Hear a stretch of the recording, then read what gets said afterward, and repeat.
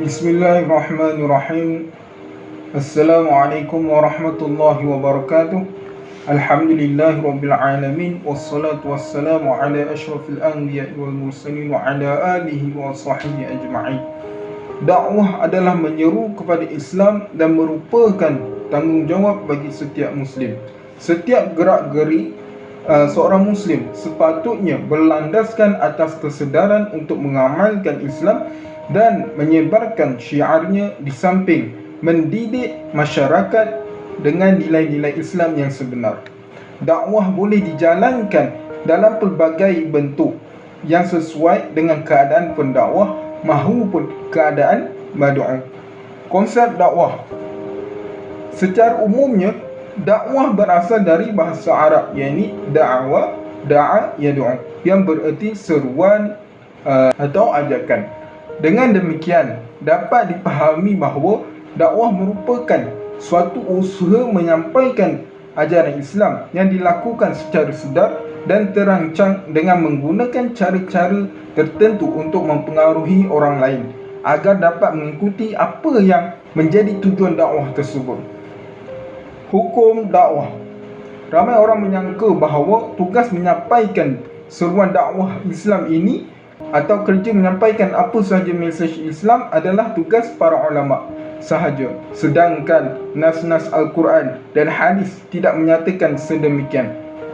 Tugas mulia yang dipikul oleh para nabi ini sebenarnya adalah kewajipan setiap muslim di kalangan umat Nabi Muhammad SAW. Sebagaimana sabda Nabi Muhammad SAW, "Man qala la ilaha illallah wa huwa da'i." Barang siapa yang menyatakan, yang menyebutkan kalimah la ilaha illallah, maka dia adalah seorang da'i. Maka daripada hadis ini menyatakan bahawa kewajipan bagi setiap orang Islam itu menjadi seorang da'i, yang menyampaikan seruan dakwah. Oleh kerana baginda adalah Rasul yang terakhir, ia perlu diteruskan oleh umat baginda.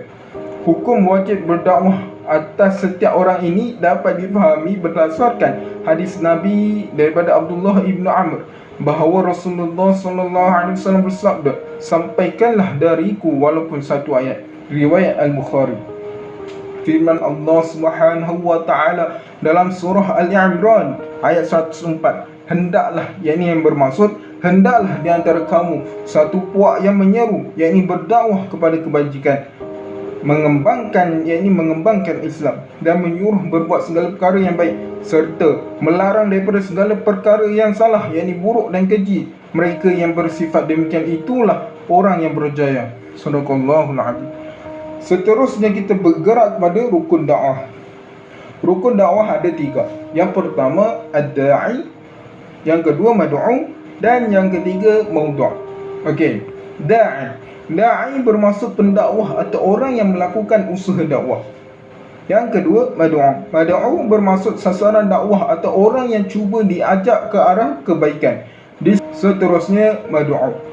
Mad'u merujuk kepada isi kandungan dakwah atau bahan yang cuba disampaikan oleh pendakwah. Isi atau ilmu tersebut mestilah bertujuan untuk membentuk mad'u ke arah kebenaran dan kebaikan saja. Sebarang ajaran yang bertentangan dengan Al-Quran dan Sunnah hendaklah dihindarkan. Seterusnya qawaid dakwah. Qawaid bermaksud kaedah yang digunakan semasa proses berdakwah. Hal ini kerana bagi memastikan sesuatu isi dakwah itu dapat disampaikan dengan baik serta diterima oleh sasaran dakwah, para pendakwah perlulah menggunakan kaedah yang sesuai. Kaedah yang salah akan menyebabkan dakwah tidak akan berjaya. Sebagai contoh, kaedah untuk berdakwah ialah melalui ceramah, penulisan, seni lagu, lukisan, filem, drama dan media sosial termasuk WhatsApp, Instagram dan YouTube. Uslub dakwah. Uslub bererti jalan atau cara. Ia adalah cara membentuk atau cara menggunakan sesuatu atau cara tertentu untuk melakukan sesuatu pekerjaan. Antara uslub yang boleh dilakukan adalah dakwah bil hikmah, dakwah bil mauzi'ah al-hasanah, dan dakwah mujadalah billati hiya ahsan. Manakala prinsip dan kaedah berkaitan gaya bicara dalam penyampaian ialah qaulan sadida, qaulan baligha, qaulan ma'rufa, qaulan karima, qaulan layyina dan qaulan masyura. Manhaj dakwah. Sumber-sumber asas metod dakwah yang dijadikan pegangan para pendakwah iaitu Al-Quran, As-Sunnah, Sirah iaitu sejarah, Salafus Salih dan kalangan sahabat, tabi'in dan ahli ilmu serta ahli iman. Metod dakwah yang bijak umumnya berdasarkan pada hal-hal yang berikut: memeriksa dan menganalisis. Kedua, menghilangkan keraguan iaitu syubhat. Ketiga, memberikan semangat kepada mad'u iaitu penerima dakwah. Seterusnya, membimbing mad'u dengan Al-Quran dan As-Sunnah dan sirah Rasul serta salafus salih. Seterusnya, menyampaikan cara-cara di atas dengan bijak, yakni melalui nasihat dan diskusi. Seterusnya kita bergerak pada wasilah dakwah. Medium atau wasilah dakwah adalah segala yang membantu da'i, yakni pendakwah, dalam menyampaikan dakwahnya secara efisien dan efektif. Media intern penyampaian dakwah ialah dengan perantaraan bahasa, perbuatan, melalui akhlak dan sikap para pendakwah itu sendiri dapat dijadikan contoh dan dapat menarik orang lain kepada Islam. Antaranya adalah yang pertama, penyampaian dan dengan perkataan. Contohnya seperti pertemuan-pertemuan umum, diskusi, pengajaran-pengajaran di masjid, kuliah-kuliah, sekolah-sekolah, lembaga-lembaga pendidikan dan sebagainya. Lagi wasilah yang boleh digunakan oleh da'i. Seterusnya, penyampaian dengan perbuatan. Contohnya seperti suatu tindakan untuk menumpaskan kemungkaran, membela yang baik. Sebagaimana sabda Nabi SAW dalam hadisnya yang bermaksud, barang siapa yang melihat kemungkaran maka hendaklah ia mengubahkannya, yakni menghapuskannya dengan tangannya, yakni dengan kuasanya. Jika tidak berkuasa berbuat demikian maka hendaklah ia mengubahnya dengan lidahnya, yakni mulutnya. Jika dengan itu juga dia tidak berkuasa maka hendaklah dengan hatinya. Tetapi itulah selemah-lemah iman. Auqamaqal. Seterusnya, penyampaian dengan akhlak dan pribadi. Seseorang pendakwah selain daripada dinilai dari sudut ilmunya, dia juga dinilai dari segi pribadi, akhlak dan personalitinya. Kerana pribadi seseorang itu mencerminkan dirinya yang sebenar. Contoh ikutan yang terbaik bagi umat Islam adalah Nabi Muhammad SAW. Hal ini dapat dibuktikan dengan firman Allah Subhanahu Wa Taala dengan maksudnya, sesungguhnya pada Rasulullah itu, yakni Muhammad, ada ikutan yang baik, uswatun hasanatun bagi kamu, iaitu bagi orang yang mengharapkan pahala Allah dan hari kemudian, serta dia banyak mengingati Allah Subhanahu Wa Taala. Assalamualaikum warahmatullahi wabarakatuh. So kalau kita tengok kat Malaysia sekarang ni, isu yang tengah hangat, isu yang tengah viral adalah saya fokuskan satu isu, iaitu isu golongan LGBT. Jadi golongan LGBT ni yang tengah antara isu yang tengah viral sekarang berkaitan dengan isu sajat. Jadi kalau kita tengok apa yang boleh kita lakukan, adakah kita turut sama mengecam golongan LGBT ini ataupun kita ambil langkah untuk mendekati mereka. Sebagai seorang pendakwa, kita perlu memikirkan cara yang berkesan untuk mendekati golongan ini agar mereka tidak terus tersasar. Jadi kalau kita tengok statistik kat Malaysia ni yang dikeluarkan oleh Pembangunan Wanita, Keluarga dan Masyarakat pada 2013 menunjukkan golongan LGBT yang terlibat adalah 3% daripada rakyat Malaysia. Dan sebanyak 173,000 orang yang dipercayai terlibat dalam aktiviti ini pada tahun 2013. Dan sebenarnya kalau ikutkan dah tahun 2020, memang angka itu semakin dan terus meningkat. Apa punca mereka terlibat dengan aktiviti ini adalah antaranya disebabkan oleh kurangnya didikan agama dalam diri sendiri, yang menatijahkan ada di antara mereka salah tafsir ayat Al-Quran, yang mana ayat Al-Quran itu perintah Allah SWT supaya berpasang-pasangan.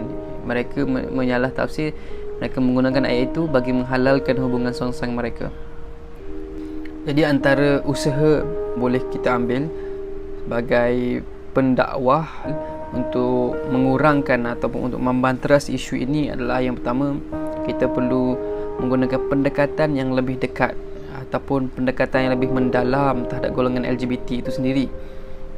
Contohnya yang boleh kita tengok apa yang dilakukan oleh Ustaz Abid Liu, yang mana Ustaz Abid Liu ini dia pergi ke kelab-kelab malam ataupun ke lorong-lorong untuk mendekati dengan lebih dekat ataupun kita kata dengan lebih personal. Ustaz Abid Liu sangat bijak mendekati dan menyentuh hati-hati golongan LGBT ini untuk lebih mengenal Islam, untuk menampakkan keindahan Islam, untuk menunjukkan Islam tidaklah menghukum terus ataupun Islam pun tidaklah membenci orang itu, tapi membenci perbuatan itu saja. Okey, yang kedua, apa yang boleh kita lakukan adalah melakukan survey ataupun tinjauan terhadap golongan ini bagi menentukan kaedah dakwah dan tarbiyah yang sesuai. Kita boleh tanya secara langsung apa yang mereka nak, apa yang mereka selesa, apa yang mereka tak suka. Jadi kita boleh pertimbangkan yang mana elok, kita usahakan untuk ketengahkan. Yang ketiga adalah mengenal pasti punca atau faktor kebanyakan yang menyebabkan seseorang itu terjebak dengan golongan LGBT. Contohnya, kita kenal pasti orang ini terlibat dengan golongan LGBT adakah disebabkan faktor keluarga ataupun golongan yang terlibat dengan golongan LGBT ini kurangnya didikan agama. Jadi apa penyelesaian yang kita boleh lakukan adalah kita banyakkan pendedahan didikan agama kepada setiap keluarga di Malaysia ini. Maka apabila setiap keluarga itu diberikan basic asas agama, maka insya-Allah kadar peningkatan LGBT ini dapat dikurangkan.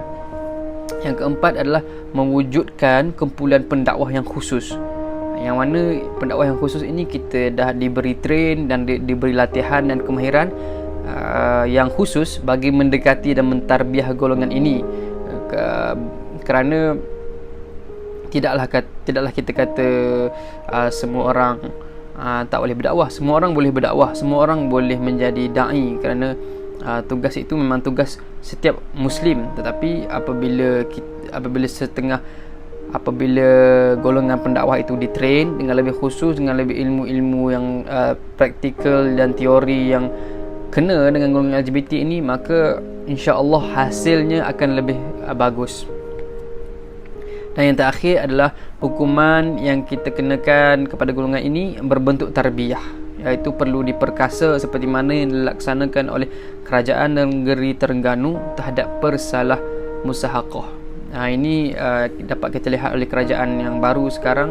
Alhamdulillah, Kementerian Agama telah mempergiatkan badan-badan yang berkebajikan untuk membanteras ataupun untuk mentarbiah golongan LGBT ini agar mereka kembali ke pangkal jalan. Semoga kita semua para pendakwah terus istiqamah dalam menjalankan dakwah kepada Allah SWT